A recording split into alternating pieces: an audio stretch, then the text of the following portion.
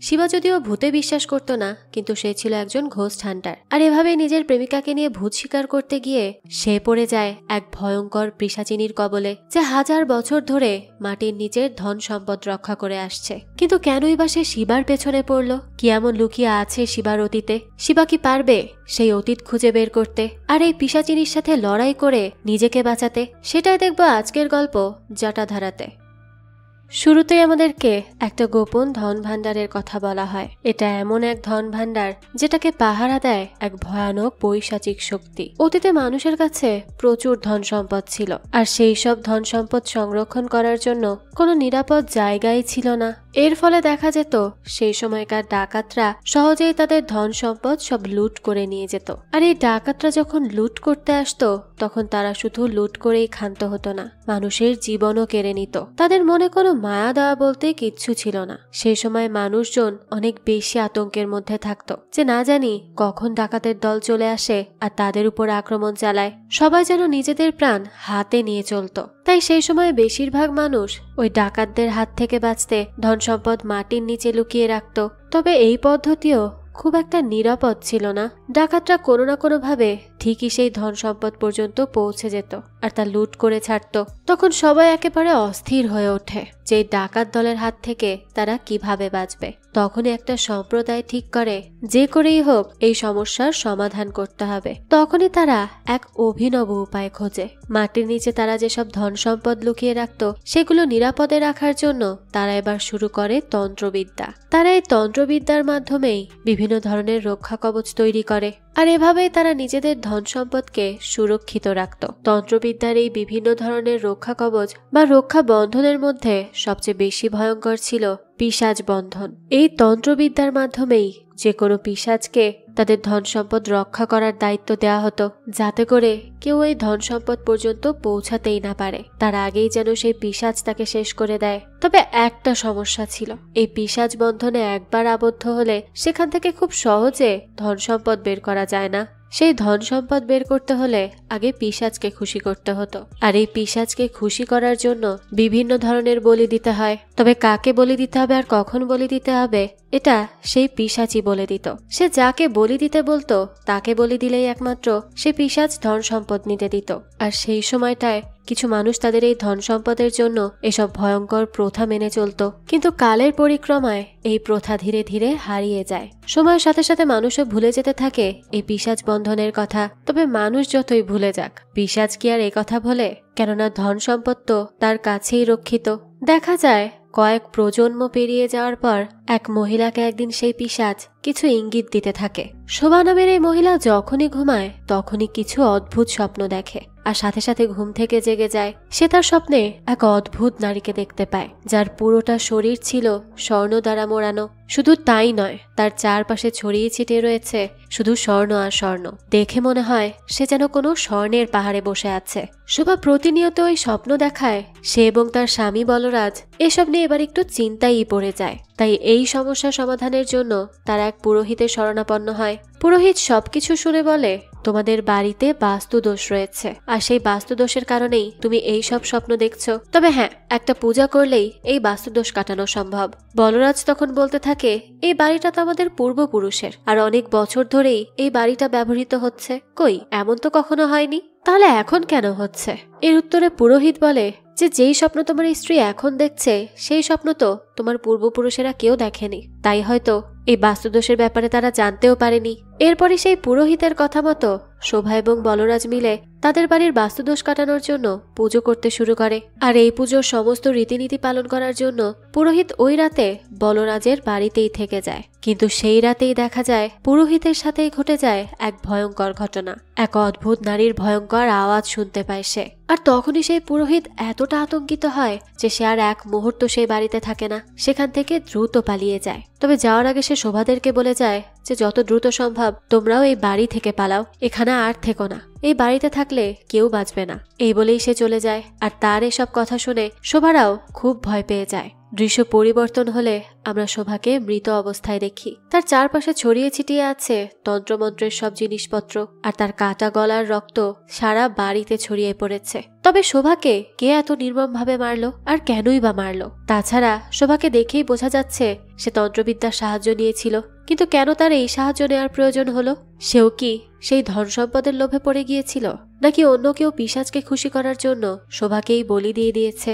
এরপরে দৃশ্য চলে আসে বর্তমান সময়ে। আমরা মনীষ শর্মা নামের একজনকে দেখতে পাই। সে আইপিআর নামের একটা ইনস্টিটিউটে কাজ করে। আইপিআর এর অর্থ হলো ইন্ডিয়ান প্যারানর্মাল রিসার্চ। আর সে তাদের এই ইনস্টিটিউট থেকে একটা সেমিনারের আয়োজন করেছে, যেখানে অনেকে উপস্থিত হয়। এখানে মনীষ মানুষকে ভূত, প্রেত, আত্মা, নেগেটিভ এনার্জি এদের সবার সম্পর্কে বলতে থাকে, এদের অস্তিত্ব সম্পর্কে বলতে থাকে। তো সেমিনারে কথা বলতে বলতে সে সবাইকে জিজ্ঞেস করে যে তাদের মধ্যে কে কে ভূতের অস্তিত্বে বিশ্বাস করে। দেখা যায় শুধুমাত্র একটা ছেলে বাদে বাকি সবাই উঠে দাঁড়ায়। আর আমরা তখন জানতে পারি এই ছেলেটার নাম হলো শিবা। মনীষ তখন শিবাকে জিজ্ঞেস করতে থাকে সে কেন ভূতে বিশ্বাস করে না। তখন শিবা বলতে থাকে, আমি অবশ্যই বিশ্বাস করব, তবে সেদিন যেদিন আমি সরাসরি নিজের চোখে দেখতে পাবো। এই কথা শুনে মনীষ শিবাকে স্টেজে ডাকে, আর এরপর তাকে কিছু ঘোস্ট হান্টিং ইকুইপমেন্ট দেখায়, যেগুলোর মাধ্যমে ভূতের অস্তিত্ব বোঝা যায়। মনীষ তো ভেবেছিল এইগুলো সম্পর্কে কারোরই জানার কথা নয়, তবে শিবা তো এসব সম্পর্কে খুব ভালো করেই জানে। আর সে তখন তার পকেট থেকে ওই একই জিনিসপত্রগুলো বের করে দেখাতে থাকে। এসব দেখে মনীষ জিজ্ঞেস করে যে কি ব্যাপার, তুমি না ভূতে বিশ্বাস করো না, তাহলে আবার ভূতকে খোঁজার জিনিসপত্র নিয়ে ঘোরো কেন?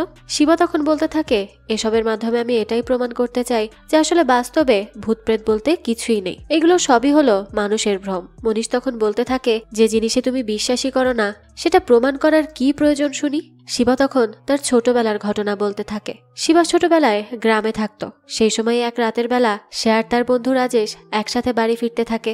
অনেক রাত হয়ে যাওয়ায় শিবা একটা শর্টকাট রাস্তা দিয়ে যেতে থাকে, যাতে দ্রুত বাড়ি পৌঁছানো যায়। কিন্তু রাজেশ ওই রাস্তা দিয়ে যেতে মোটেও রাজি হয় না। সে অনেক ভয় পাচ্ছিল, কেননা গ্রামে কথিত আছে যে ওই রাস্তা একটা অনেক পুরনো গাছ রয়েছে, যে গাছে ভূত প্রেত বসবাস করে। কিন্তু শিবা তো ছোটবেলা থেকেই ভূতে বিশ্বাস করতো না, তাই সে তার বন্ধুকেও বোঝাতে থাকে যে এসব ভূত প্রেত বলে কিচ্ছু নেই। অনেকটা জোর করেই সে রাজেশকে নিয়ে ওই রাস্তা দিয়ে যেতে থাকে।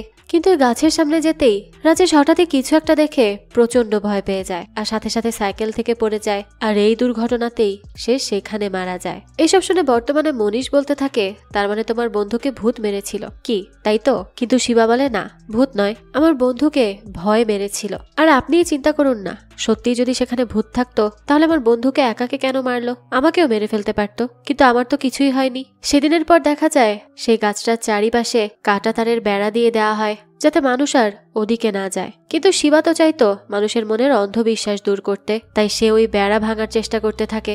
একসময় সেই বেড়া ভেঙে সে ওই গাছের নিচে যায়। সে তখন ওই রাতের অন্ধকারে চিৎকার করে বলতে থাকে, যেখানে যদি সত্যিই কোনো ভূত প্রেত থেকে থাকো তাহলে আমাকে এসে এক্ষুনি মেরে ফেলো। কিন্তু সেদিন শিবার সামনে কিচ্ছু আসেনি। এসব শুনে বর্তমানে মনীষ বলতে থাকে, আচ্ছা ঠিক আছে, তোমার কথা তো বুঝতে পারলাম, কিন্তু তোমার হাতে তো আমি অনেক সুতা রুদ্রাক্ষের মালা দেখতে পাচ্ছি। তুমি যদি ভূতে বিশ্বাসী না করো, ভূতে যদি ভয়ই না পাও, তাহলে এগুলো রক্ষা কবচ হিসেবে কেন নিজের কাছে রেখেছ? শিবা তখন বলতে থাকে, এগুলো আমি ভূতে বিশ্বাস করে বাঁধিনি, এগুলো আমি বেঁধেছি আমার মাকে সম্মান দেখানোর জন্য। আমার মাই আমার সুরক্ষার কথা চিন্তা করে এই ধাগা আমার হাতে বেঁধে দিয়েছিল। আসলে আমি নিজে ভূতে বিশ্বাস করি না, তবে আমার মায়ের বিশ্বাসকে আমি সম্মান করি।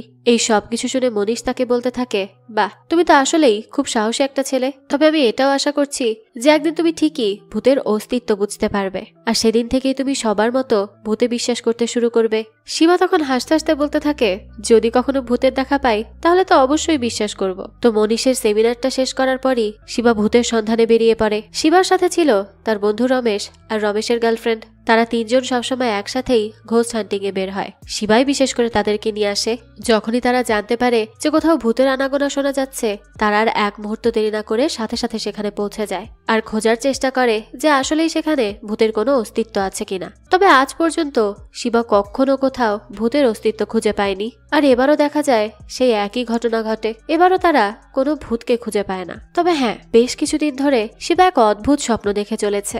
সে দেখতে পায় সে শূন্যে ভেসে আছে, আর একটা ছোট্ট মাসুম বাচ্চাকে কেউ ছুরি দিয়ে হত্যা করার চেষ্টা করছে। এই স্বপ্ন দেখে সে ঘুম থেকে উঠে পড়ে, আর এই স্বপ্নের জন্য শিবা বেশ চিন্তিত হয়ে পড়ে যে সে কেন বারবার এই স্বপ্ন দেখছে। সে তার বন্ধু রমেশের সাথেও এই পুরো ব্যাপারটা শেয়ার করে। রমেশ তখন এইসব শুনে তাকে বলতে থাকে, আমি তো শিওর যে তোর উপর কোনো ভূতের ছায়া পড়েছে।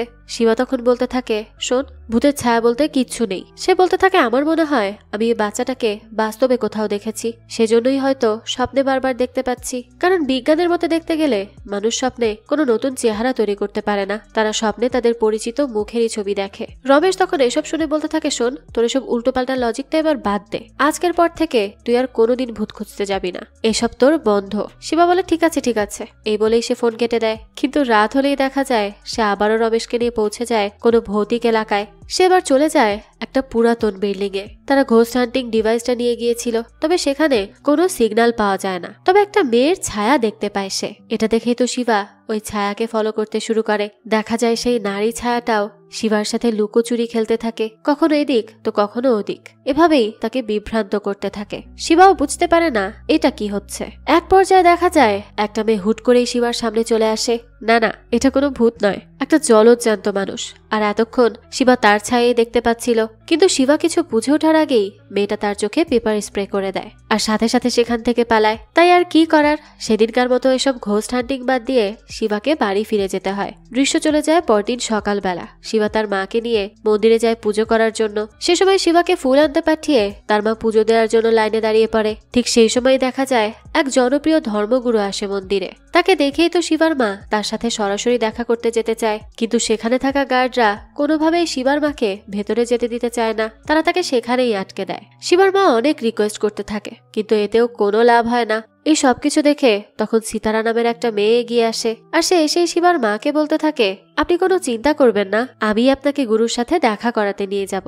আসলে ওই গুরুর সাথে সিতারার আগে থেকেই ভালো পরিচয় ছিল, তাই সে গুরুকে আওয়াজ দিলেই সে তাদেরকে ভেতরে ডেকে নেয়। শিবার মা তো তখন খুব খুশি ছিল, কেননা এত কষ্টের পর সে তার পছন্দের ধর্মগুরুর সাথে সরাসরি সাক্ষাৎ করতে পেরেছে। তবে তার সাথে সিতারার এর আগে কখনো পরিচয় ছিল না, কখনো দেখাও হয়নি। তবে একেবারে অপরিচিত একটা মেয়ে তার জীবনের সবচেয়ে বড় ইচ্ছাটা পূরণ করে দিয়েছে, তাই সে খুব খুশি ছিল। সিতারাকেও তার খুব ভালো লেগে যায়, তাই সে সিতারার মার সাথেও কথা বলতে থাকে। শিবার মা যখন সিতারাদের সাথে গল্প করছিল, সেই সময় শিবা ফুল নিয়ে ফিরে আসে। তখন শিবার মা সিতারাদের সাথে শিবার পরিচয় করিয়ে দেয়। সিতারাকে দেখেই তো শিবা চিনতে পেরে যায় যে গতকাল রাতে সে এই মেয়েটিকেই দেখেছিল। সিতারাও তখন হঠাৎ করে তাকে দেখে একটু হকচকিয়ে যায়। এদিকে শিবা তো রাগে গজগজ করছিল, কারণ এই মেয়ে গতকাল রাতে তার চোখে পেপার স্প্রে মেরে দিয়েছে। দৃশ্য চলে যায় কিছুক্ষণ পর। সেই ধর্মগুরু যখন তার প্রবচন দেওয়া শুরু করে, তখন সিতারা এবং শিবার মা একসাথে বসে প্রবচন শুনতে থাকে। সেই সময় শিবা আর সিতারা আলাদাভাবে কথা বলার একটা সুযোগ পেয়ে যায়। তারা দুজন মিলে কথা বলছিল। এই ব্যাপারটা শিবার মাও খেয়াল করে, তবে সে কিছুই বলে না। এরপর দেখা যায় সিতারা শিবার কাছে গতকাল রাতের জন্য ক্ষমা চাইছিল, কিন্তু শিবা তখন তাকে অনেক কৌতূহল দিয়ে জিজ্ঞেস করে এত রাতের বেলায় এরকম একটা জায়গায় সে কেন গিয়েছিল। সিতারা তখন জানায় যে সে একজন আর্কিওলজিস্ট, বিভিন্ন ঐতিহাসিক মন্দির মূর্তি এইসব নিয়েই তার কাজ, এসব নিয়েই সে রিসার্চ করে বেড়ায়। আর সিতারা কোনোভাবে জানতে পেরে গিয়েছে যে গত রাতে তাদের যাওয়া সেই বিল্ডিং এ একটা পুরাতন মূর্তি রয়েছে, আর ওই মূর্তিটাই সিতারার ভীষণ প্রয়োজন ছিল। কিন্তু সেই বিল্ডিং এর মালিক কোনোভাবেই সিতারাকে সেখানে ঢুকতে দিচ্ছিল না। এ কারণেই সে রাতের বেলা লুকিয়ে লুকিয়ে সেখানে চলে যায়। তবে সেই সময় রমেশ আর শিবাকে দেখে সে ভয় পেয়ে যায় আর মনে করে যে তারাও হয়তো বিল্ডিং মালিকের লোক। এ কারণে নিজেকে বাঁচাতে সে শিবার চোখে পেপার স্প্রে করে দিয়ে পালিয়েছিল। এসব বলার পর সিতারা শিবাকে জিজ্ঞেস করে যে সে তো নিজের কারণ বলল, এখন সে বলুক সে কেন এত রাতে ওইখানে গিয়েছিল। শিবা তখন একটু ঘাবড়ে যায় আর বলতে থাকে, ঠিক আছে, আমি তোমাকে সত্যিটা বলবো, কিন্তু প্রমিস করো আমার মাকে বলতে পারবে না। মূলত শিবা যে রাত বিরাতে এসব ভূত খুঁজে বেড়ায়, এই ব্যাপারে তার মা বাবা জানতো না। শিবার মা এটা জানতে পারলে তো একেবারে চিন্তাই পড়ে যাবে, তাই সেই সবকিছু তাদের কাছ থেকে লুকানোর চেষ্টা করে। যাক, তো শিবা সিতারাকে বলেই দেয় যে সে ঘোস্ট হান্টিং করে বেড়ায় আর গতরাতে সেটা করতেই গিয়েছিল। এই কথা শুনে তো সিতারাও একটু মজা করে বলতে থাকে, তার মানে কি কাল রাতে তুমি আমাকেই ভূত ভেবেছিলে? শিবা তখন বলতে থাকে, আসলে আমি এমন একজন ঘোস্ট হান্টার যে কিনা ভূতেই বিশ্বাস করে না। সিতারাও তখন অবাক হয় আর বলতে থাকে, ভূতে বিশ্বাস করো না, আবার ভূত শিকারে বের হও, এটা আবার কেমন কথা? আমার তো মনে হয় তুমি অনেক ইন্টারেস্টিং মানুষ, আর না হলে একটা আস্ত পাগল। তো এই দিনের পর থেকে বেশ কয়েকদিন যাবৎ সিতারা আর শিবার এই মন্দিরেই দেখা হয়। দেখতে দেখতে তাদের দুজনের মধ্যে বেশ ভালো বন্ধুত্বও হয়ে যায়। তারা একে অপরের সঙ্গ পছন্দ করতে থাকে। একটা সময় এই বন্ধুত্ব ভালোবাসায় রূপ নেয় আর তারা একে অপরের সাথে বেশ ভালো টাইম স্পেন্ড করতে থাকে। আর যেহেতু শিবা রাতের বেলা ঘোস্ট হান্টিং এ বের হয়, তাই সিতারাও একদিন তার সাথে রাতের বেলা যেতে চায়। তাই শিবাও আর মানা করে না, সেও তাকে নিয়ে যায়। এভাবেই দেখতে দেখতে কেটে যায় অনেকগুলো দিন। এরপর একদিন দেখা যায় সিতারা শিবার কাছে তার জন্ম পঞ্জিকা চায়। শিবাও তাকে আর মানা করে না। তবে এরপর আমরা দেখতে পাই সিতারার সাথে দেখা হওয়ার পর থেকে শিবার দিন অনেক ভালো কাটছিল, তবে সে ওই স্বপ্নটা এখনো দেখতে পায়। এর মধ্যে শিবা একদিন নিউজের মাধ্যমে জানতে পারে মনীষের অ্যাসিস্ট্যান্ট অঙ্কিত একটা পুরনো বাড়িতে সোনার কলস খুঁজতে গিয়েছিল, আর তখনই তার মৃত্যু হয়েছে। এই নিউজ শোনার পর শিবা অনেক বেশি অস্থির হয়ে যায়। সে সাথে সাথে বেরিয়ে পড়ে মনীষের সাথে দেখা করার উদ্দেশ্যে। সিতারাও সেদিন তার সাথে সাথেই যায়। শিবার পর মনীষকে অঙ্কিতের ব্যাপারে জিজ্ঞেস করে। মনীষ তখন জানায় ওই গ্রামে একজন তান্ত্রিক আছে, সে মূলত সোনার কলস খোঁজার কাজ করে। অঙ্কিত এই খবর পেয়ে ওই তান্ত্রিকের সাথে যোগাযোগ করে আর চলে যায় সেই সোনার কলস খুঁজতে। আর সেখানে যাওয়ার পর অঙ্কিত যা যা ইনফরমেশন দিয়েছিল সেই সব কিছুই ছিল সত্যি। কিন্তু ওখানে যাওয়ার কিছুদিন পরেই খুব অদ্ভুতভাবে অঙ্কিতের মৃত্যু হয়। শিবা তখন মনীষের কাছে ওই জায়গার অ্যাড্রেস জানতে চায় যেখানে সেই সোনার কলস রয়েছে, কিন্তু মনীষ তাকে সেটা দিতে চায় না, কেননা জায়গাটা অনেক বেশি ডেঞ্জারাস ছিল। তাই মনীষ মোটেও চায় না যে শিবা সেখানে যাক। কিন্তু শিবা তো নাছোড় বান্দা, সে তো এত সহজে এসব ছাড়বে না। অনেকদিন ধরেই সে চেষ্টা করছে ভূতের অস্তিত্ব নেই এটা প্রমাণ করবে। তাই এই ঘটনা ঘটার পর সে ওই জায়গাটা কোনোভাবেই ইগনোর করতে পারে না, তার কাছে সেই জায়গায় যেতেই হবে। সে তো সেখানে যাওয়ার জন্য উঠে পড়ে লাগে, তবে সিতারা তাকে সেখানে যাওয়ার জন্য মানা করতে থাকে। তার জন্য তার অনেক চিন্তা হতে থাকে। তাই শিবা তখন বলতে থাকে, ঠিক আছে, তুমি যখন এত চিন্তা করছো আমি তাহলে সেখানে যাব না, ক্যান্সেল। তবে সেই সময় দেখা যায় মনীষের নতুন অ্যাসিস্ট্যান্ট শিবাকে কল করে আর বলে, তুমি যে তান্ত্রিকের অ্যাড্রেস জানতে চাচ্ছ সেই তান্ত্রিকের সাথে আমি কাল দেখা করতে যাব। তুমি যদি চাও তাহলে আমি তোমাকে সাথে করে নিয়ে যেতে পারি, তবে হ্যাঁ, তার জন্য তোমাকে যে কিছু টাকা খরচ করতে হবে। অর্থাৎ বোঝাই যাচ্ছে টাকার বিনিময়ে সুরিয়া শিবাকে ওই সোনার কলস খুঁজে দেওয়া তান্ত্রিকের কাছে নিয়ে যেতে চায়। শিবাও তো এতে রাজি হয়ে যায়। তবে সেদিন রাতেও শিবা সেই একই স্বপ্ন দেখে আবারও চমকে ওঠে। তাই পরদিন রাতের বেলায় সে কাউকে কিছু না জানিয়ে সুরিয়ার সাথে সেই তান্ত্রিকের কাছে যেতে থাকে। এর মধ্যেই আবার সিতারার সেই গুরু ফোন করে বলতে থাকে, তুমি আমাকে যে জন্মপঞ্জিকাটা দিয়েছিলে সেটার ব্যাপারে তোমার সাথে কিছু জরুরি কথা বলার আছে। এই কথা শুনে সিতারা আর এক মুহূর্ত দেরি করে না, সে সাথে সাথে সেই ধর্মগুরুর সাথে দেখা করতে চলে যায়। সেখানে যাওয়ার পর ধর্মগুরু বলতে থাকে, আমি আমার জীবনে অনেক জন্মপঞ্জিকা দেখেছি, তবে এরকম অদ্ভুত পঞ্জিকা আমি আমার জীবনে আর কখনো দেখিনি। এই পঞ্জিকায় কিন্তু মৃত্যু দোষ রয়েছে। অর্থাৎ এই পঞ্জিকাটা যেই ব্যক্তির, তার প্রত্যেক পদে পদে মৃত্যুর সম্ভাবনা রয়েছে, যে কোনো মুহূর্তে সে মারা যেতে পারে। তবে এই ব্যক্তির মৃত্যু দোষ শুধু তার জন্যই নয়, তার পরিবার এবং আশেপাশের মানুষের জন্য তা হুমকি স্বরূপ।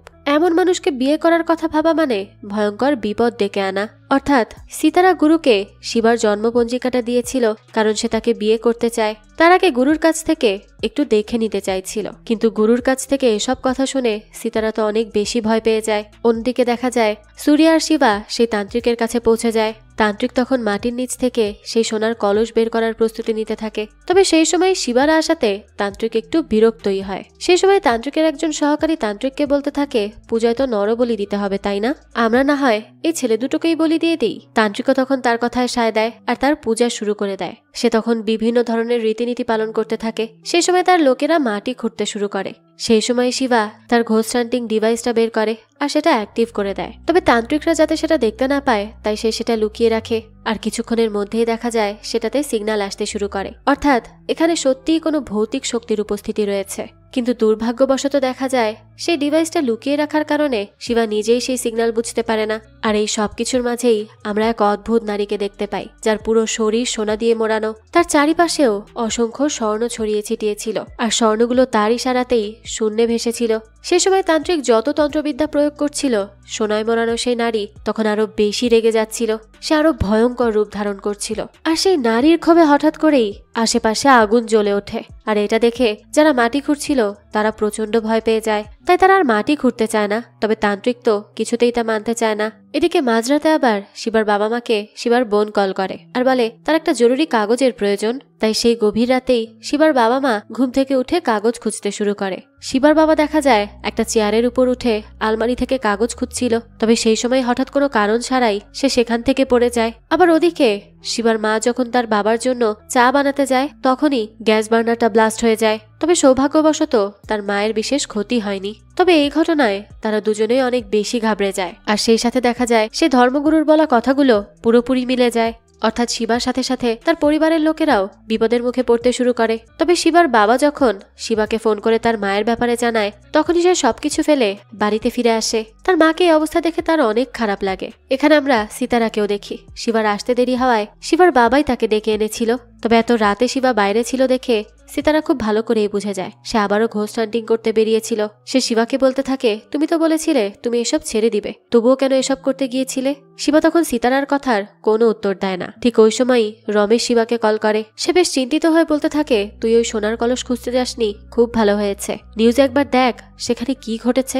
শিবা তখন দ্রুত নিউজ বের করে দেখতে থাকে। তখনই দেখা যায় যে যারা যারা ওই সোনার কলস খুঁজতে গিয়েছিল আর যারা সেখানে উপস্থিত ছিল তারা সবাই খুব অদ্ভুতভাবে মারা গেছে। তবে এসব দেখে শিবা ভয় পাওয়ার বদলে উল্টো আফসোস করতে থাকে আর বলতে থাকে, ইস, আমি যতক্ষণ সেখানে ছিলাম ততক্ষণ তো এসবের কিছুই হয়নি, আমি তো কিছুই দেখতে পেলাম না, আর যদি কিছুক্ষণ থাকতাম তাহলেই তো জানতে পারতাম সেখানে আসলে কি হয়েছিল। শিবার মুখে এসব কথা শুনে সিতারা খুবই রেগে যায় আর বলতে থাকে, তুমি কি পাগল হয়ে গেছো নাকি? নিজের চোখেই তো দেখতে পেলে যে এতগুলো মানুষ মারা গেছে, তবুও কি তোমার কোনো ভয় করে না? প্লিজ আজ থেকে তুমি এই সবকিছু একেবারে ছেড়ে দাও, এসবের মধ্যে আর ঢোকার চেষ্টা করো না। আমি চাই না তোমার কোনো ক্ষতি হোক, তাই প্লিজ আমার কথাটা একটু বোঝার চেষ্টা করো। আর তুমি যদি আমার কথা না শোনো তাহলে আমি তোমার মা বাবাকে সবকিছু বলে দিব। তখনই দেখা যায় এই সব কথাগুলো শিবার বাবা আড়াল থেকে শুনে ফেলে। কিছুক্ষণ পর শিবার মা তাড়াহুড়ো করে বেরিয়ে আসলে শিবার বাবা তাকেও সবকিছু জানায়। এইসব কথা শুনে শিবার মা বাবা তো অনেক বেশি ভয় পেয়ে যায় আর অনেক কান্না করতে থাকে। শিবার বাবা বলতে থাকে, এত বছর ধরে তোকে যেসব জিনিস থেকে দূরে রাখার চেষ্টা করেছি তুই শেষমেশ সেদিকেই চলে গেলি, তুই সেসব নিয়েই কাজ করিস। এই বলেই সে টেবিলের জিনিসপত্র ছুঁড়ে ফেলে দেয়। তখনই দেখা যায় ঘরের পর্দায় আগুন ধরে যায় আর সে আগুন নিভাতে গিয়ে শিবা সেখানে কিছু ছবি খুঁজে পায়। আর এই ছবিগুলোর মধ্যেই শিবা সেই ছোট্ট বাচ্চাটিকে দেখতে পায় যাকে সে রোজ তার স্বপ্নে দেখে। আর শুধু বাচ্চাটাই নয়, বাচ্চাটার পাশে সেই দুজনকেও দেখা যাচ্ছিল যাদেরকে সে স্বপ্নে দেখেছে। শিবা তখন তার বাবাকে জিজ্ঞেস করে, এই বাচ্চাটা কার আর বাচ্চার পাশে থাকা এই দুজন ব্যক্তিই বাকে? তবে শিবার বাবা তো এর কোনো জবাবই দিতে চায় না। তবে শিবা তো নাছর বান্দা, তাকে তো এই প্রশ্নের জবাব জানতেই হবে, তাই সে বারবার তার বাবাকে জিজ্ঞেস করতে থাকে। শেষ পর্যন্ত শিবার বাবা মুখ খোলে। সে বলতে থাকে যে এটা আসলে তোরই ছোটবেলার ছবি। তখন শিবা জিজ্ঞেস করে, তাহলে এই মানুষগুলো কারা? শিবার তখন মনে পড়ে যায় যে স্বপ্নে তো এই মানুষগুলোই তাকে মারার চেষ্টা করেছিল। তাই সে বারবার তার বাবাকে এই দুজন সম্পর্কে জানতে চায়। শেষমেশ তার বাবা বলেই দেয় যে এটাই হলো তার আসল বাবা মা। এই কথা শুনে তো শিবা অনেক বেশি অবাক হয়ে যায়। তার মনে একটাই প্রশ্ন ঘুরপাক খায় যে তারা যদি সত্যি অর্থে তার বাবা মা হয়ে থাকে তাহলে তারা কেন তাকে মারার চেষ্টা করবে। এই সময় শিবার বাবা তাকে সব ঘটনা খুলে বলতে শুরু করে। আসলে শিবার আসল বাবা বাসু শিবার এখনকার বাবার ভাই ছিল। বিয়ের 8 বছর কেটে গেলেও বাসুদের কোনো সন্তান হচ্ছিল না, তাই তারা ভীষণ কষ্টে ছিল। তারা প্রতিনিয়ত অনেক চেষ্টা চালাতে থাকে। তারা এই মন্দির থেকে ওই মন্দিরে ছুটে বেড়াতে থাকে। সব ধরনের ভগবানের পুজো করত তারা শুধুমাত্র একটা সন্তানের আশায়। আর এর কিছুদিনের মধ্যেই দেখা যায় বাসুর স্ত্রী দেবী তাদের কাঙ্ক্ষিত সুসংবাদটা পায়। সে মা হতে চলেছে, তাদের জীবনে তাদের সন্তান আসতে চলেছে। যেই সন্তানের আশায় তারা এতদিন মন্দিরে মন্দিরে ঘুরে বেরিয়েছে, তাই তারা আজ সবাই অনেক বেশি খুশি ছিল। সবাই মিষ্টি মুখ করছিল। তবে সেই সময় সবাই খুশি থাকলেও একজন অখুশি ছিল, সেটা হলো দেবীর ভাবি শোভা। সেও সবার সাথে সব অনুষ্ঠানে অংশ নেয় ঠিকই, তবে সে মন থেকে মোটেও খুশি ছিল না। দেবীকে নিয়ে এত মাতামাতি তার মোটেও ভালো লাগে না। আর এই শোভাকেই কিন্তু আমরা গল্পের প্রথমে দেখেছিলাম, কিন্তু কেন আর কিভাবেই বা তার মৃত্যু হয়েছিল সে সবই আমরা ধীরে ধীরে জানতে পারবো। দেখা যায় সেদিন ওই পুরোহিত শোভাদের বাড়ি থেকে পালিয়ে যাওয়ার পর শোভা এবং তার স্বামী এক তান্ত্রিকের সাথে যোগাযোগ করে। সেই তান্ত্রিক শোভার হাত দেখে আর সবকিছু বিচার বিবেচনা করে বলে যে ওই পণ্ডিত কেন ওই দিন তাদের বাড়ি থেকে পালিয়েছিল। আসলে তাদের বাড়ির নিচেই কোথাও একটা গুপ্তধন লুকানো রয়েছে, কলস ভর্তি সোনা দানা সেখানে লুকানো রয়েছে। এই সবকিছু শুনে তো শোভার চোখ চকচক করে ওঠে। তান্ত্রিক তখন বলতে থাকে, ওই গুপ্তধন পাওয়ার জন্য তোমাকে কালো শাড়ি পরে অমাবস্যার দিন শ্মশানে যেতে হবে, আর সেখানেই একটা কালো ছাগল বলি দিতে হবে, আর সেখানে একটা পুজোও করতে হবে। এসব শুনে বলরাজ বেশ ঘাবড়ে যায়। তার কাছে এইসব কিছু ভালো লাগছিল না, তাই সে শোভাকে এসব করতে বারণ করে। কিন্তু শোভা তো তার কোনো কথাই শোনে না, কারণ সে তো এবার সোনা দানার লোভে পড়ে গিয়েছিল। আর তাছাড়া তার কথা হচ্ছে বলরাজ তো নিজে তেমন কামাইপাতি করে না, তার উপর আবার তার ভাগ্নে আসার খুশিতে সে তার বোনের জন্য অনেক খরচ করছে। এভাবে চলতে থাকলে তো তাদের পথে বসে যেতে হবে। তাই সে যে করেই হোক এই গুপ্তধন হাতছাড়া করতে চায় না। তাই সে তান্ত্রিকের কথা মতোই কাজ করতে রাজি হয়ে যায়। তবে সমস্যা রয়েছে একটা, কেননা গুপ্তধন মাটির নিচে তো রয়েছে, কিন্তু কোন জায়গায় লুকানো রয়েছে সেটা একমাত্র বলতে পারবে একজনই, যার চোখ হবে নীল রঙের এবং জন্ম নক্ষত্র হবে আরুদ্রা। তাছাড়া তাকে শোভার পরিবারেরই একজন হতে হবে। আর এমন মানুষ তো শোভার পরিবারে একজনই ছিল, আর সেটা হলো দেবী। তাই শোভা এবার জিদ ধরে বসে যে করেই হোক দেবীকে তাদের বাড়িতে নিয়ে যেতে হবে। কিন্তু বলরাজ এতে আপত্তি জানায়, কারণ দেবীর তখন অলরেডি 8 মাস চলছে এই অবস্থায় এতদূর ট্রাভেল করা তার জন্য অনেক বেশি বিপজ্জনক হতে পারে। কিন্তু শোভা তার কোনো কথাই শোনে না। তার একটাই কথা, যেভাবেই হোক দেবীকে তাদের বাড়িতে নিয়ে যেতেই হবে। এইসব কথা বলতে বলতেই হঠাৎ তারা বাসুর চিৎকার শুনে দৌড়ে চলে আসে ঘরের মধ্যে। এসে তারা জানতে পারে যে দেবী পা পিছলে পড়ে গিয়েছিল, তবে তার তেমন কোনো ক্ষতি হয়নি। এই কথা শুনেই শোভার মাথায় একটা আইডিয়া আসে। সে তখন একটু অভিনয় করে বলতে থাকে, দেখেছো, আমি বলেছিলাম না কোনো না কোনো সমস্যা অবশ্যই হবে। এ কথা শুনে বাসুরা অবাক হয়ে যায় আর জানতে চায় যে কি হয়েছে, সে এমন কথা কেন বলছে। তখন শোভা বলতে থাকে যে একজন পণ্ডিত আমাকে বলেছে যে দেবীর পূর্বপুরুষ কারো একজনের শেষকৃত্য ঠিকমতো করা হয়নি, এই কারণে অনাগত বাচ্চার যে কোনো ক্ষতি হয়ে যেতে পারে। তাই যদি সবকিছু ঠিকঠাক করতে হয় তাহলে আমাদেরকে দেবীদের পুরনো বাড়ি অর্থাৎ আমরা যেখানে থাকি সেখানে যেতে হবে, আর সেখানে গিয়ে একটা পুজো করতে হবে, তাহলেই সবকিছু ঠিক হয়ে যাবে। শোভার কথায় তখন তার স্বামীও সায় দেয়, কিন্তু বাসু এই কথা শুনে বেশ চিন্তায় পড়ে যায়, কারণ এই অবস্থায় দেবী এতদূর কিভাবে জার্নি করে যাবে। তবে দেবী তখন তাকে বলতে থাকে, তুমি কোনো চিন্তা করো না, আমি পারবো, কোনো সমস্যা হবে না। আমাদের সন্তানের সুস্থতার কথা তো আমাদের আগে ভাবতে হবে, তাই না? তাই আমাদের সন্তানের জন্য আমি যে কোনো কিছু করতে রাজি আছি। এই কথা শুনে বাসুও রাজি হয়ে যায়। এরপরে তারা সবাই মিলে রওনা হয় তাদের পৈতৃক বাড়িতে। তবে সেখানে গিয়ে দেবীরা দেখতে পায় যে পূজা তো কোনো পণ্ডিত নয়, বরং এক তান্ত্রিক করছে। এই দৃশ্য দেখেই তো বাসু একটু ঘাবড়ে যায়, কিন্তু শোভা তখন তাদেরকে একটু বুঝিয়ে শুনিয়ে শান্ত করে। এরপরে পূজার নিয়ম অনুযায়ী দেবীকে সাদা শাড়ি পরিয়ে আনা হয় আর পূজার মণ্ডপে বসানো হয়। এরপরে শোভা আর দেবী মিলে পূজা করতে শুরু করে। এর মধ্যেই এক সময় সেই তান্ত্রিক বলতে থাকে যে চন্দন মাটিতে ঘষে সেই তেল দেবী আর শোভার স্বামীরা যেন তাদের চোখে লাগিয়ে দেয়। এই কথা শুনে বাসু আর বলরাজও তখন তাদের স্ত্রীর চোখে সেই তেল মেখে দেয়। সেই সময় দেবী অদ্ভুত কিছু একটা অনুভব করতে শুরু করে। সে সাথে সাথে চোখ মেলে তাকায়। সেই সময় তান্ত্রিক তাকে আশেপাশে তাকিয়ে দেখতে বলে। তান্ত্রিকের কথা মতো সেও আশেপাশে তাকায়। তবে সেই সময় উঠোনের মাঝ বরাবর গিয়ে তার চোখ আটকে যায়। তান্ত্রিক এটা দেখে খুব খুশি হয়ে যায় আর তাকে জিজ্ঞেস করে, তুমি ওখানে কি দেখতে পাচ্ছ দেবী? দেবী তখন বলে, কলস ভর্তি সোনাদানা। তবে এই জিনিসটা তো অন্য কেউ দেখতে পাচ্ছিল না। তান্ত্রিক তখন সেই জায়গাটা চিহ্নিত করার জন্য বলরাজকে একটা কুমড়ো নিয়ে সেটা ভাঙতে বলে। বলরাজ তখন দেবীর চোখের ইশারা অনুসরণ করে সেই জায়গা মতো গিয়ে কুমড়োটা ভেঙে ফেলে। কিন্তু এই সময় হঠাৎ দেবীর প্রসব বেদনা শুরু হয়। সে ব্যথায় চিৎকার করতে থাকে। বাসু তখন তাকে সামলানোর জন্য আসে, কিন্তু অনেক চেষ্টার পরও দেবী নিজেকে সামলাতে পারছিল না। তাই বাসু তাকে পুজো থেকে উঠিয়ে নিয়ে যায়। বলরাজও সেই সময় তার বোনকে সাহায্য করার জন্য এগিয়ে যাচ্ছিল, কিন্তু সেই সময়ই তান্ত্রিক তাকে বাধা দেয়, কেননা পূজায় কোনো রকম বাধা পড়লেই তারা আর স্বর্ণ খুঁজে পাবে না। বলরাজও তখন লোভে পড়ে যায় আর সে তখন তান্ত্রিকের কথা মতোই কাজ করতে থাকে। বুঝুন, লোভ মানুষকে কিভাবে অন্ধ বানিয়ে দেয়, যে নিজের বোনের কষ্টটাও তার চোখে পড়ছিল না। তখনই বলরাজকে একটা কালো মুরগি বলি দিতে বলা হয়। এসব দেখে দেবীর একেবারেই ভালো লাগছিল না। সে তো এসব দেখে এখন খুব ভালো করেই বুঝতে পারছিল যে এই পূজা তাদের পূর্বপুরুষদের জন্য নয়, এদের উদ্দেশ্য অন্য কিছু। বাসু তখন বারবার শোভার তার স্বামীর কাছে সাহায্য চাইতে থাকে, কেননা দেবীর অবস্থা অনেক খারাপ হয়ে গিয়েছিল। তাকে হসপিটালে নিয়ে যেতে হবে, কিন্তু দেখা যায় কেউ তার কথা গায়ে লাগায় না। তাই সে দেবীকে সেখানে রেখেই বাইরে চলে যায় সাহায্যের খোঁজে, কেননা দেবীর অবস্থা অনেক বেশি খারাপ হয়ে যাচ্ছিল। এদিকে মুরগি বলে দেওয়ার পর তান্ত্রিকের কথা মতো সেই রক্ত আর ভাত শোভার হাতে মাখিয়ে ওই গুপ্তধনের জায়গাটায় রেখে আসা হয়। সেই সময় শোভা খেয়াল করে চারটা ছায়া এসে সেই রক্তমাখা ভাত ঘিরে ধরে খেতে থাকে, আর এর অর্থ হলো তাদের বলি স্বীকার করে নেওয়া হয়েছে। তার মানে এখন তারা ওই জায়গার মাটি খুঁড়ে তাদের কাঙ্ক্ষিত স্বর্ণ উত্তোলন করতে পারবে। সেই মতোই বলরাজ গিয়ে জায়গাটা খুঁড়তে শুরু করে, কিন্তু তখনই তার কিছু অদ্ভুত অনুভূতি হয়। এ ব্যাপারটা তান্ত্রিকও খেয়াল করে, আর তান্ত্রিক তখন বুঝতে পারে যে বলিদান কম পড়ে গেছে, এখানে আরো বলি দিতে হবে। তাই এবার বলরাজ তার কথা মতোই কালো একটা ছাগল তুলে আনে আর সেই ছাগলটাও সেখানে বলি দিয়ে দেয়। তখনই শোভা দেখতে পায় 6 হাতওয়ালা এক মহিলা সেই ছাগলের রক্ত খাচ্ছে, যার পুরো শরীর ছিল স্বর্ণে মোড়ানো। তার এক হাতে ছিল বিশাল তলোয়ার আর অন্য হাতে ছিল রক্তের বাটি। সেই মহিলার গলায় আবার ছিল মাথার খুলি। এই বর্ণনা শুনে তান্ত্রিক খুব ভালো করেই বুঝতে পারে যে এটা তো কোনো সাধারণ শক্তি নয়, এইটা হলো ধন পিশাচিনী, যে ছিল অনেক বেশি ভয়ঙ্কর। দেখা যায় ছাগলের বলিতেও পিশাচিনী তৃপ্ত হয় না, সে আরো রক্ত চায়। তাই এবার তান্ত্রিক বলরামকে কালো গরু নিয়ে আসতে বলে আর সেই গরুটা এখানে বলি দিতে বলে। সেও তখন তান্ত্রিকের কথা মতো গরু নিয়ে আসে আর সেখানেই বলি দেয়। এর মধ্যেই আবার বাসু বাইরে থেকে একজন বৃদ্ধ মহিলাকে নিয়ে আসে দেবীকে চেক করার জন্য।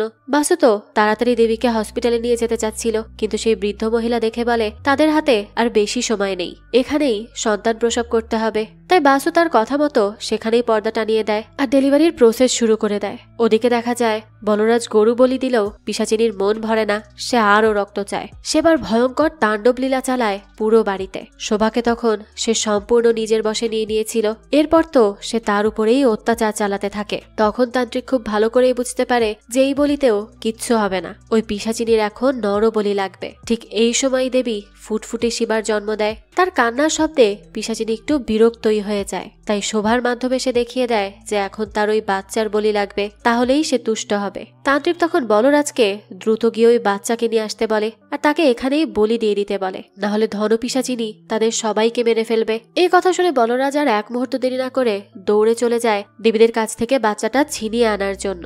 আর এটা দেখে দেবী আর বাসু দুজনেই অবাক হয়ে যায় যে বলরাজ এরকম অন্যায় ইচ্ছা কিভাবে পোষণ করতে পারে। তারা তো ভাবতেই পারছিল না যে বলরাজ কিভাবে তার আপন ভাগ্নেকে বলি দিতে চায়, তাও সদ্য ভূমিষ্ঠ হওয়া এই ছোট্ট ফুটফুটে বাচ্চা। সবার তো এরকম বাচ্চা দেখলে মায়া হওয়ার কথা, আর সে বলি দিতে চাইছে। বলরাজ তখন তাদেরকে বুঝাতে থাকে যে বাচ্চাটাকে বলি না দিলে তারা সবাই মারা যাবে, আর তারা যদি বেঁচে থাকে তাহলে তারা আবারও বাচ্চা নিতে পারবে। কিন্তু এখন তাদের সবার জীবন বাঁচানো আর ওই স্বর্ণটা উদ্ধার করাটাই বেশি জরুরি, তাই তারা যেন বাচ্চাটিকে দিয়ে দেয়। কিন্তু বাসু তো কোনোভাবেই এই কথা মানতে চায় না। সে দেবীকে ওই বৃদ্ধ মহিলার সাথে পালিয়ে যেতে বলে আর সে বলরাজের সাথে লড়াই করা শুরু করে। একটা সময় সে বলরাজকে কাবু করে সেখান থেকে পালিয়ে যায়। এদিকে তো পিশাচিনীর তাণ্ডব ততক্ষণে আরো বেড়ে যায়। সেই সময় তান্ত্রিক তাকে সন্তুষ্ট করার জন্য একে একে শোভা আর তার স্বামীকে বলি দিতে শুরু করে, কিন্তু তাতেও কোনো লাভ হয় না। তখন তান্ত্রিক নিজেই নিজের গলা কেটে ফেলে। সে তো ভেবেছিল যে এতে অন্তত পিশাচিনী শান্ত হবে, কিন্তু না, সে এতেও শান্ত হয় না। আর ওই দিনের পর থেকেই ওই গ্রামে পিশাচিনীর ভয়ঙ্কর তাণ্ডব শুরু হয়ে যায়। সে তার রক্তের পিপাসা মিটানোর জন্য একে একে ওই গ্রামের মানুষদেরকে মারতে শুরু করে। আর ওই পিশাচিনীর হাত থেকে বাঁচার জন্য গ্রামের লোকেরাও ধীরে ধীরে সেখান থেকে পালিয়ে যেতে থাকে। আর এভাবেই দেখতে দেখতে 6টা মাস পার হয়ে যায়। একদিন দেখা যায় দেবী বসে বসে সবজি কাটছিল আর শিবাকে দোলনায় দোল দিচ্ছিল, কিন্তু এমন সময় হঠাৎ করে তার মধ্যে সেই পিশাচিনী ভর করে। সে সবজি কাটার ছুরি নিয়ে গিয়ে শিবার গলায় চালাতে চায়, কিন্তু সৌভাগ্যবশত বাসু সঠিক সময়ে এসে দেবীকে আটকায়। দেবী তো নিজেও বুঝতে পারেনি যে মনের অজান্তে সে কত বড় ভুল করতে যাচ্ছিল। এই ঘটনায় তারা দুজনেই ভীষণ ঘাবড়ে যায়। এরপর আর একদিন সেই পিশাচিনী দেবীর উপর ভর করে আর তাকে দিয়ে আত্মহননের চেষ্টা করে, কিন্তু সেই সময়ও বাসু এসে তাকে বাঁচিয়ে নেয়। তবে তার পরের দিন দেখা যায় সেই পিশাচিনী এবার বাসুর উপর ভর করে আর তাকে দিয়ে শিবাকে মারতে চায়। তবে সেদিন আবার দেবী গিয়ে তাকে বাঁচায়। বাসুরা এবার খুব ভালো করেই বুঝে গিয়েছিল যে যতদিন তারা বেঁচে থাকবে ততদিন শিবার মৃত্যুর ঝুঁকি এভাবেই বাড়তে থাকবে। তাই তারা তাদের সন্তানের কথা ভেবে একটা কঠিন সিদ্ধান্ত নেয়। বাসু শিবাকে তার ভাইয়ের হাতে তুলে দেয়। এরপর বাসু আর দেবী দুজনেই আগুন জ্বালিয়ে নিজেদেরকে শেষ করে দেয়। এই সবকিছু তারা করেছিল তাদের ছোট্ট সন্তান শিবাকে বাঁচানোর জন্য। আর বর্তমানে এই সবকিছু শুনে শিবা একেবারে হতভম্ব হয়ে যায়। এরপর তার বর্তমান বাবা অর্থাৎ তার চাচা তাকে বলতে থাকে যে দেখো শিবা, এতদিন তোমাকে সামলে রাখা আমাদের দায়িত্ব ছিল, কিন্তু এখন তোমার নিজের সেফটি তোমার নিজের কাছে। অন্তত বাবা মায়ের ত্যাগের কথা মনে করে তুমি নিজেকে বাঁচিয়ে রাখো, দয়া করে কোনো বিপদ ডেকে আনো না। তবুও শিবা থেমে থাকে না। সে ওই রাতেই রমেশ আর সীতারাকে নিয়ে সেই পুরনো বাড়িতে যায়। সেখানে গিয়ে ইএমএফ মেশিন অন করে বলে, বাবা মা তোমরা যদি এখানে থেকে থাকো তাহলে প্লিজ আমাকে ইশারা দাও। আর তখনই দেখা যায় তার ডিভাইসে সিগন্যাল দিতে শুরু করে, অর্থাৎ তার বাবা মা আজই বাড়িতেই আটকে আছে। এটা দেখে শিবা অনেক বেশি ইমোশনাল হয়ে যায়। সে তার বাবা মাকে নিজের চোখে দেখতে চায়, কিন্তু তখন সে আর কোনো রেসপন্স পায় না। তবে তারা অর্থাৎ তাদের আত্মা যে শিবার আশেপাশে আছে সেটা শিবাকে তারও অনুভব করায়। এই প্রথম শিবা কোনো সত্যিকার আত্মার আভাস পেল, তাও আবার তার নিজেরই বাবা মা। এই সবকিছু ভেবে সে অনেক বেশি ইমোশনাল হয়ে যায়। এরপর তারা সবাই মিলে সেই ধর্মগুরুর কাছে যায়। সে জানায় সেদিন শিবার বলি না দেওয়াতে ধনপিশাচিনীর ইচ্ছা অপূর্ণ থেকে গিয়েছে, তাই সে আবারও ফিরে এসেছে।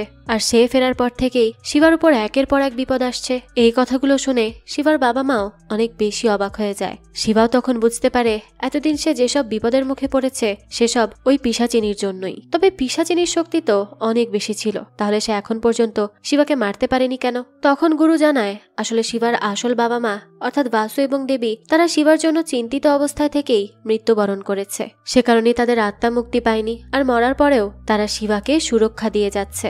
আর যতদিন না শিবার মাথার উপর থেকে বিপদের কালো ছায়া সরছে ততদিন তারাও মুক্তি পাবে না।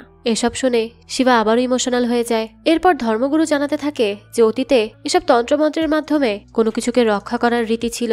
বিভিন্ন অশরীরী শক্তির মাধ্যমে তাদের মূল্যবান ধন সম্পত্তিগুলোকে রক্ষা করা হতো, অর্থাৎ তারা তাদের ধন সম্পদগুলোকে একটা বন্ধনীর মধ্যে আটকে ফেলতো। আর এই বন্ধনীগুলোর মধ্যে সবচেয়ে ভয়ঙ্কর বন্ধনী হলো পিশাচ বন্ধনী। আর পিশাচের মনের মতো বলি না পাওয়া পর্যন্ত পিশাচের মুক্তিও হয় না, আর যুগের পর যুগ ধরে এই বন্ধনীও কাটে না। আর এ কারণেই অনেক মানুষ এই বন্ধনী ভাঙতে গিয়ে মৃত্যুবরণ করেছে। এসব শুনে শিবার বর্তমান মা অর্থাৎ তার চাচি ঘাবড়ে গিয়ে বলতে থাকে, সবকিছুই তো বুঝলাম, কিন্তু আমাদের শিবা তো এ ব্যাপারে কোনো কিছুই জানে না। সে তো কোনো অন্যায় করেনি, তাহলে ওই পিশাচিনী খামোখা কেন শিবার পেছনে পড়ে আছে? তখন গুরু বলতে থাকে, ওই দিন দেবী গর্ভবতী অবস্থাতেই পুজোয় বসেছিল, অর্থাৎ একদিক থেকে শিবাও ওই পুজোতে অংশ নিয়েছে। আর পিশাচিনীর নিয়ম হলো সে তৃপ্ত না হলে পুজোয় থাকা সবাইকে মেরে ফেলবে। সেখানে থাকা সবাই মারা গেছে ঠিকই, কিন্তু শিবা তো এখনো বেঁচে আছে, তাই তাকে শেষ করার জন্য সে আবারও ফিরে এসেছে। সবাই তখন জানতে চায় যে এর থেকে মুক্তি পাওয়ার কি অন্য কোনো উপায় নেই? পণ্ডিত তখন বলে, কিছুদিন পরেই চন্দ্রগ্রহণ, আর এই সময়ের মধ্যেই পিশাচিনী তার কাজ শেষ করে ফেলার চেষ্টা করবে। তবে সমস্যা হলো এতদিন ধরে মানুষ খুন করে করে পিশাচিনীর শক্তি অনেক গুণ বেড়ে গেছে, তাই এবার আর শিবার বাবা মায়ের শক্তিও পিশাচিনীর সাথে পেরে উঠবে না। তাই যা করার এবার শিবাকে একারই করতে হবে। এই কথা শুনে তো সবাই অনেক বেশি ঘাবড়ে যায়, কারণ যাই হোক না কেন শিবার মৃত্যু তো নিশ্চিত। পণ্ডিত সে সময় শিবাকে একটা ধর্মগ্রন্থ দেয়, যেটা পড়লে শিবা অনেক কিছু জানতে পারবে, এমনকি জটাধর মহাদেব নিজেই তাকে পথ দেখাবে। শিবাও তখন সে বই পড়ে অনেক কিছু জানতে পারে, আর সেখান থেকেই তার মাথায় একটা আইডিয়া চলে আসে। সে এমন একটা ডিভাইস তৈরি করে যার নাম টেসলা কয়েল। সিতারা আর রমেশও এই ডিভাইসটা দেখে বেশ অবাক হয়ে যায়। তারা বুঝতে পারে না এটা দিয়ে কি হবে। শিবা তখন তাদের জানায় যে এটার মাধ্যমে কোনো সংযোগ ছাড়াই এনার্জি ট্রান্সফার করা যায়। কিন্তু প্রশ্ন হলো যে পিশাচিনীর প্রতিশোধের সঙ্গে এনার্জির কি সম্পর্ক? আসলে প্রত্যেকটা মেটালেরই ইউনিক কিছু প্রপার্টিজ আছে, যে কারণে বিভিন্ন মন্দিরে, বিশেষ করে শিব মন্দিরে একাধিক শিবলিঙ্গ স্থাপন করা হয়, আর প্রত্যেকটাই থাকে ভিন্ন ভিন্ন মেটালের। মন্দিরে যখন মন্ত্রগুলো উচ্চারণ করা হয় সেটার মাধ্যমে সেখানে একটা পজিটিভ এনার্জি তৈরি হয়, আর সেই এনার্জি ওই মেটালে প্রতিফলিত হয়ে তার শক্তি আরো বহু গুণ বেড়ে যায়। মন্ত্রপাঠ আর শিবলিঙ্গের মাধ্যমে যে এনার্জিটা তৈরি হয় সেটা হলো পজিটিভ এনার্জি। অন্যদিকে ভূত প্রেত তন্ত্র সাধনার মাধ্যমে যে এনার্জি হয় সেটা হলো নেগেটিভ এনার্জি। আর এই থিওরির উপর ভিত্তি করেই শিবা একটা প্ল্যান বানায়। সে ওই ধর্মগুরু এবং মনীষের সাথে ডিসকাস করে জানতে পারে পৃথিবীতে কোনো এনার্জি ধ্বংস কিংবা সৃষ্টি করা যায় না, তবে সেটাকে নিষ্ক্রিয় করা যেতে পারে। অর্থাৎ শিবা যদি কোনোভাবে পিশাচিনীর ওই নেগেটিভ এনার্জির সঙ্গে শিবলিঙ্গের পজিটিভ এনার্জিকে মিলিয়ে দিতে পারে, তাহলেই আশা করা যায় পিশাচিনীর শক্তি নিষ্ক্রিয় হয়ে যাবে। তবে এই কাজ করার জন্য শিবাকে একটা কঠিন পুজো করতে হবে, যেখানে চাঁদের গ্রহণ লাগার শুরুর মুহূর্ত থেকে গ্রহণের শেষ মুহূর্তের মধ্যেই ওই বাড়িতে 8 জায়গায় 8টা শিবলিঙ্গ স্থাপন করতে হবে। এরপর ওই শিবলিঙ্গের তৈরি হওয়ার সার্কেলের মধ্যে কোনোভাবে পিশাচিনীকে আনতে পারলেই ধীরে ধীরে তার শক্তি কমতে থাকবে। তবে সমস্যা আছে একটা, এই সবকিছু করতে গিয়ে শিবা মারাও যেতে পারে। এই সব জানার পর তো শিবার বাবা মা কোনোভাবেই রাজি হয় না। তারা তাকে সেই বাড়িতে যেতেই দিতে চায় না। তারা তো রীতিমতো শিবার সঙ্গে এটা নিয়ে ঝগড়া করা শুরু করে দেয়। তবে শিবা তো তবুও জেদ ধরে বসে থাকে, সে তো সেখানে যাবেই যাবে, কারণ এখানে বসে থাকলেই যে সে বেঁচে যাবে ব্যাপারটা তো তেমন নয়। তাছাড়া তার বাবা মা তো তার জন্যই মারা গিয়েছিল, আর তার জন্যই তারা এখন পর্যন্ত মুক্তি পাচ্ছে না। আর তারা মুক্তি না পেলে তো তাদের পুনর্জন্মও হবে না। তাদেরও তো পুনর্জন্ম পাওয়ার অধিকার আছে। সে তো তার বাবা মায়ের জন্য কিছুই করতে পারেনি। তবে এবার তার বাবা মায়ের আত্মাকে মুক্তি দিয়ে সে একটা দায়িত্ব পালন করতে চায়। এসব কথা শুনে শিবার বর্তমান বাবা মা তাকে আর বাধা দিতে পারে না। এরপর সবাই মিলে পৌঁছে যায় শিবার পুরনো বাড়িতে। চন্দ্রগ্রহণের দিনই শুরু হয় পূজার আনুষ্ঠানিকতা। একদিকে শিবা পূজার প্রস্তুতি নিতে থাকে, আর অন্যদিকে মনীষ তার টিমকে নিয়ে দূর থেকে এনার্জি মনিটর করতে থাকে। পূজার শুরুতেই সেই ধর্মগুরু শিবার দিকে জটাধর মহাদেবের সেই ত্রিশূলটা এগিয়ে দেয়। তারপরই শুরু হয় আসল পূজা। গুরুর কথা মতো শিবা একে একে সেই শিবলিঙ্গগুলোকে নির্দিষ্ট স্থানে স্থাপন করতে থাকে। কিন্তু এর মাঝেই হঠাৎ ধন পিশাচিনী বিষয়টা টের পেয়ে সেখানে চলে আসে পূজা পণ্ড করে দেওয়ার জন্য। প্রথমেই সে শিবার উপর অ্যাটাক করে, তবে সে তার বড় কোনো ক্ষতি করে না। শিবা তখন আবারও উঠে শিবলিঙ্গগুলো স্থাপন করতে শুরু করে। সেটা দেখে পিশাচিনী তাকে আটকানোর জন্য বিভিন্নভাবে ভয় দেখাতে শুরু করে, তার উপর বারবার অ্যাটাক করতে থাকে। কখনো সে তার আসল রূপে আসে, আবার কখনো তার মামা মামির রূপে, আবার কখনো আসে সেই তান্ত্রিকের রূপ ধরে। শিবা তখন তাদের সাথে লড়াই করার জন্য একটা চাবুক তুলে নেয়। সে এবার ওই চাবুক দিয়েই ওই পিশাচিনীর উপরে অ্যাটাক করতে থাকে, কিন্তু সে এটা খেয়াল করে না যে সেই চাবুকের আঘাতগুলো তার নিজের শরীরেই পড়ছে। এমন সময় পণ্ডিতের শঙ্খের আওয়াজে তার জ্ঞান ফিরে আসে। তখন সে আবারও ধীরে ধীরে শিবলিঙ্গগুলো স্থাপন করতে শুরু করে। পিশাচিনী যখন বুঝতে পারে যে তার সব পরিকল্পনা ব্যর্থ হয়ে যাচ্ছে, তখন সে সরাসরি শিবার চোখে চোখ রেখে তাকে নিজের বশে নিয়ে নেয়। এরপর দেখা যায় শিবা নিজেই গিয়ে দেয়ালে নিজের মাথা টাকাতে থাকে, ঠিক যেমনটা সে স্বপ্নে দেখেছিল। ধীরে ধীরে দেখা যায় তার অবস্থা অনেক বেশি খারাপ হয়ে যায়, কিন্তু কেউ তাকে সাহায্য করতে পারছিল না। আর এসব দেখে পিশাচিনীর খুব ভালো লাগে, সে খুব মজা পায়। ঠিক এই সময় বাসু আর দেবীর আত্মা শিবার সামনে চলে আসে। তারা আরো একবার তাদের সন্তানের জন্য ওই পিশাচিনীর মুখোমুখি হয়। তারা শিবার মধ্যে এমন একটা শক্তি দেয় যাতে সে চোখ বন্ধ করেও তার পূজা সম্পন্ন করতে পারে, কারণ চোখ না খুললে তো পিশাচিনীর চোখে তার চোখ পড়বে না, আর পিশাচিনীও তাকে বশ করতে পারবে না। তখন বাবা মায়ের আশীর্বাদ নিয়ে শিবাও এবার চোখ বন্ধ করে সমস্ত শিবলিঙ্গ স্থাপন করতে শুরু করে, আর এতে সে সফলও হয়ে যায়। এর মধ্যে পিশাচিনী তাকে বাধা দেওয়ার চেষ্টা করে, কিন্তু সে পেরে ওঠে না। এসবে তো সে অনেক বেশি ক্ষেপে যায়। সে এবার সরাসরি এসে শিবার উপর অ্যাটাক করে বসে। এবার তো শুরু হয় দুজনের মধ্যে তুমুল লড়াই। শিবা তো কোনোভাবেই পিশাচিনীর শক্তির সাথে পেরে উঠছিল না, সে ছিল এতটাই ভয়ঙ্কর এবং শক্তিশালী। এর মধ্যেই পিশাচিনী শিবাকে তার মায়া জালে ফাঁসিয়ে ফেলে, আর ওই ত্রিশূল দিয়ে শিবা নিজেই নিজেকে শেষ করে ফেলে। শিবার নিথর দেহ সেখানে ঢলে পড়লে সবাই অনেক বেশি ভয় পেয়ে যায়। তবে এখানেই সবকিছুর শেষ নয়। হঠাৎই পিশাচিনী লক্ষ্য করে সে যেখানে বসে আছে তার চারপাশেই সেই শিবলিঙ্গগুলো স্থাপন করা হয়েছে, অর্থাৎ সে শিবলিঙ্গের চক্রের মধ্যে ফেসে গেছে। এসব দেখে পিশাচিনী এবার নিজেই ঘাবড়ে যায়। এরপরে ওই শিবলিঙ্গের শক্তির জোরে সুদূর কৈলাস থেকে স্বয়ং জটাধর নেমে আসে পৃথিবীর বুকে। তার শক্তিতে শিবা আবারও জীবিত হয়ে ওঠে। তখন আরো একবার শুরু হয় পিশাচিনীর সঙ্গে তার লড়াই, আর শেষমেশ শিবের ত্রিশূল দিয়েই সে ওই পিশাচিনীকে সেখানেই শেষ করে দেয়। এখান থেকে দৃশ্য পরিবর্তন হয়, আর আমাদেরকে কিছুদিন পরের দৃশ্য দেখানো হয়। শিবা সীতারাকে নিয়ে আবারও সেই বাড়িতে গিয়েছিল, আর সেখানে ইএমএফ দিয়ে সে চেক করতে থাকে যে এখানে আদৌ কোনো আত্মা রয়েছে কিনা। কিন্তু এখানে সে আর কোনো সিগন্যাল পায় না, অর্থাৎ তার বাবা মা মুক্তি পেয়ে গেছে। আর এটা দেখে শিবাও স্বস্তির নিঃশ্বাস ফেলে। এখানে এই গল্পটা শেষ হয়ে যেতে পারত, তবে না। তখনই আমাদেরকে একটা ছেলেকে দেখানো হয় যে মাতাল অবস্থায় সিগারেট খেতে খেতে পিশাচিনীর সামনে এসে দাঁড়ায়। তবে কি পিশাচিনী আবারও ফিরে এসেছে? আর এবার সে কি করতে চলেছে? আবারও কি শুরু হবে তার ভয়ঙ্কর তাণ্ডব লীলা? এইসব প্রশ্নের মধ্য দিয়েই এই গল্পটাও এখানেই শেষ হয়ে যায়, অর্থাৎ এর পরবর্তী পার্টও আসতে চলেছে। আর সেটা যখন আসবে তা আমি অবশ্যই আপনাদের জন্য এক্সপ্লেন করার চেষ্টা করব। যাক, এই তো ছিল আজকের গল্প। আজকের এই গল্পটা আপনাদের কাছে কেমন লেগেছে সেটা অবশ্যই আমাদেরকে কমেন্ট করে জানাবেন। যদি এতটুকু ভালো লেগে থাকে তাহলে একটি লাইক দিয়ে যাবেন। আর হ্যাঁ, আমাদের এই চ্যানেলে কিন্তু প্রতিনিয়তই নতুন নতুন ভিডিও আপলোড করা হয়। সেই সব ভিডিওর আপডেট পেতে আমাদের চ্যানেলটিকে সাবস্ক্রাইব করে বেল আইকনে অল দিয়ে রাখতে কিন্তু ভুলবেন না। আর একটা কথা, আমাদের সকল ভিডিওর আপডেট পেতে জয়েন করতে পারেন আমাদের হোয়াটসঅ্যাপ চ্যানেলে, লিংক ডেসক্রিপশন বক্সেই দেওয়া আছে। আজকে তাহলে এই পর্যন্তই, আবারও হাজির হব নতুন কোনো ভিডিও নিয়ে। সেই পর্যন্ত সবাই ভালো থাকবেন আর আমাদের চ্যানেলের সাথেই থাকবেন। ধন্যবাদ।